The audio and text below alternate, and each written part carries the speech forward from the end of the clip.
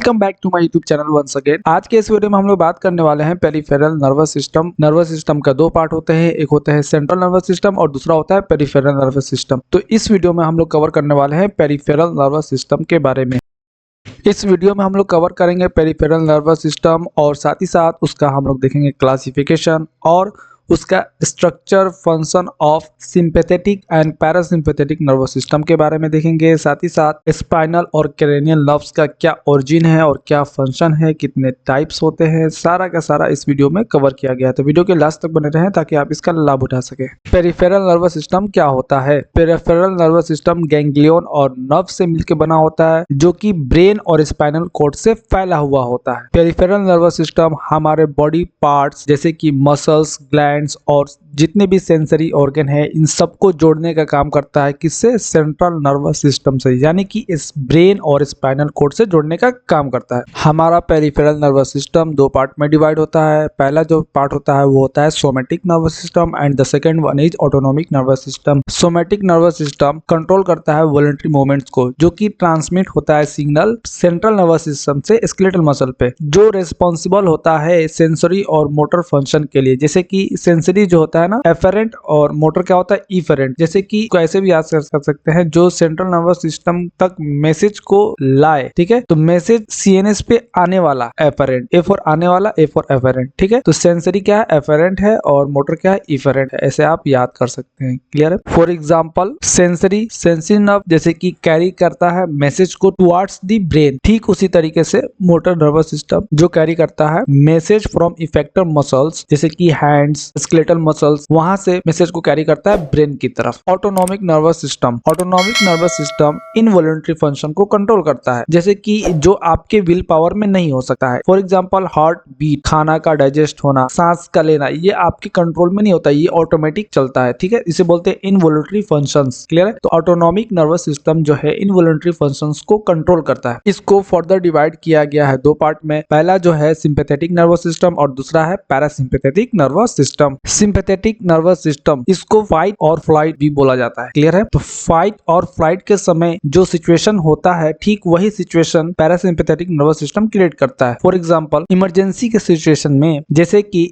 Stress, और आपने किसी चीज को सामने से देख लिया हो, शेर को आता हुआ देख लिया हो, या फिर स्नेक देख लिया हो, या फिर लिजार्ड्स को देख लिया हो, तो उस कंडीशन में आपका हार्ट रेट क्या होता है? बढ़ जाता है। आपका प्यूपिल क्या हो जाता है? डायलेट हो जाता है। अंधेरे में कोई चीज देख रहे हो तो प्यूपिल क्या हो जाएगा? डायरेक्ट हो जाएगा। ब्लड का सर्कुलेशन ज्यादा होने लगेगा। तो ये सारी चीजें जो है कौन करवाता है? सिंपैथेटिक नर्वस सिस्टम करवाता है। एग्जांपल में आप डर करके भाग रहे हो, ठीक है, हार्ट रेट का बढ़ना। अब हम लोग बात करने वाले हैं पैरासिम्पैथेटिक नर्वस सिस्टम, जिसको रेस्ट एंड डाइजेस्ट हार्मोन भी बोला जाता है। क्लियर है? यह हमारे बॉडी के नॉर्मल फंक्शन को लाने में मदद करता है। जैसे कि जो हार्ट बीट बढ़ा होता है उसको स्लो, यानी कि स्लो हार्ट रेट करने में मदद करता है, डाइजेशन को स्टिमुलेट करने में मदद करता है और रिलैक्सेशन को फील कराने में मदद करता है, ठीक है। एग्जांपल की बात करते हैं तो एग्जांपल में आप देख सकते हैं डाइजेशन फूड, हार्ट बीट को कम करना, फूड को डाइजेस्ट करना, ये सारा ये काम कराता है पैरासिम्पैथेटिक नर्वस सिस्टम। नेक्स्ट जो है हम लोग बात करने वाले हैं spinal nerves and cranial nerves के बारे में, जो कि सिग्नल को ट्रांसमिट करने में बहुत ही ज्यादा इंपॉर्टेंट रोल प्ले करता है। यह पेरिफेरल नर्वस सिस्टम का पार्ट होता है। यह सिग्नल को ट्रांसमिट करता है बॉडी से सेंट्रल नर्वस सिस्टम की ओर।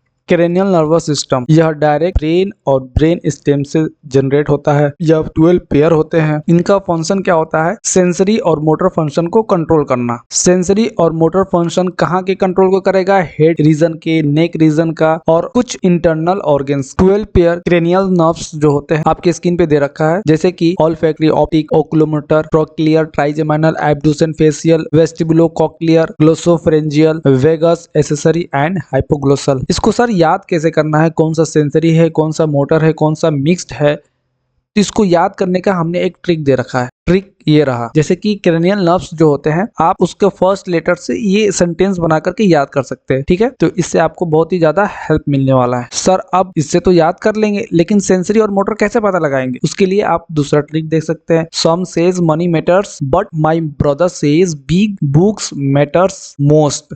बुक्स के जगह पर ब्रेन भी आप लगा सकते हैं। तो एक लाइन से यहाँ पर 12 क्रेनियल नर्व्स है। S फॉर क्या होता है यहाँ पर? सेंसरी, M फॉर मोटर और B फॉर बोथ, यानी कि मिक्स। क्लियर है? ऐसे आप आसानी से याद कर सकते हैं। नेक्स्ट जो है स्पाइनल नर्व्स, स्पाइनल नर्व्स का जो है ओरिजिन कहाँ होता है, स्पाइनल कोड से होता है। यह 31 पेयर्स होते हैं। इनका फंक्शन क्या होता है, यह मोटर और सेंसरी फंक्शन को कंट्रोल करते हैं, लेकिन एक्सेप्ट हेड रीजन। क्लियर है, हेड रीजन को हमने कवर कर लिया था क्रेनियल नर्व्स में। 31 पेयर कौन कौन से होते हैं आपकी स्क्रीन पे ये रहा, देखिए सर्वाइकल, थोरेसिक, लंबर, सैक्रल और कोक्सीजियल। ये क्या है, वर्टिब्री का नाम है। इसी वर्टिब्री के बीच से स्पाइनल नर्व्स निकलते हैं। ठीक है, सर्वाइकल रीजन से 8 पेयर्स निकलते हैं, थोरेसिक से 12 पेयर्स निकलते हैं, लंबर से 5 पेयर्स, सैक्रल से 5 पेयर्स एंड कोक्सीजियल से 1 पेयर। क्लियर है, इस तरीके से टोटल कितने हो गए, 31 पेयर्स ऑफ स्पाइनल नर्व्स। इसको भी याद करने का आसान तरीका यह है, breakfast at 8, lunch at 12, dinner at 5, snack at 5 and coffee at 1। इस तरीके से आप आसानी से इसको याद कर सकते हैं। होपफुली मेरे वीडियो से आपको काफी नॉलेज मिला होगा। Thank you for watching. फिर मिलते हैं ऐसे नेक्स्ट वीडियो में, तब तक के लिए goodbye, take care, have a nice day.